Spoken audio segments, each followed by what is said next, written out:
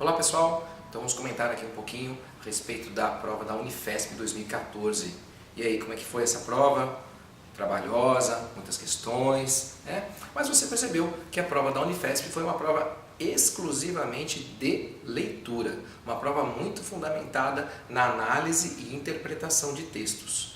Você tinha vários textos de diversas escolas literárias, havia lá textos do romantismo, textos do arcadismo, textos do realismo, textos do modernismo, que na verdade não envolviam o conhecimento dessas escolas literárias. Você não precisava se aprofundar no conhecimento dessas escolas. No entanto, era sempre bom conhecer um pouquinho, lembrar, por exemplo, da objetividade do realismo, da liberdade formal do modernismo.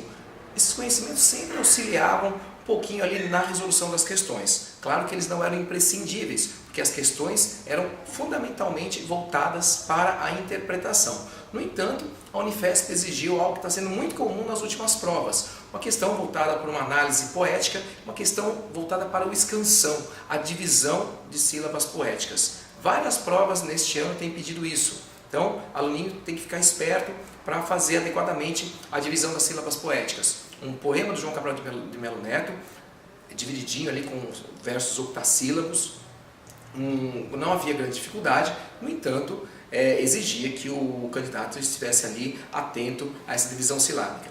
Em relação à gramática, questões voltadas para adequação verbal, concordância verbal e nominal, questões que não apareciam há muito tempo, questões relacionando aumentativo e diminutivo, esse tipo de questão que não são tão comuns nos últimos vestibulares, voltaram a aparecer aí na Unifesp. Aquela situação relacionando o diminutivo afetivo, muito comum nos textos que nós produzimos e que lemos cotidianamente, apareceram ali.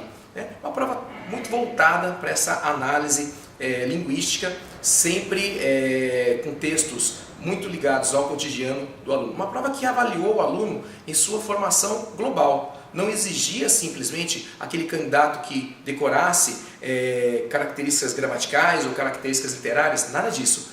Havia a necessidade do aluno que desenvolvesse a capacidade reflexiva, aquele aluno que levasse em consideração a análise, a interpretação e a reflexão acerca dos textos que havia ali na prova. A mesma coisa aconteceu com a proposta de redação. Um tema bastante atual, um tema bastante discutido, que saiu muito na mídia, foi voltada para aquela espionagem norte-americana em relação às outras nações. Qual é o posicionamento que nós teríamos em relação a isso? Será que isso foi uma invasão? Será que isso era uma necessidade para garantir a soberania da nação? Qual o posicionamento era adequado?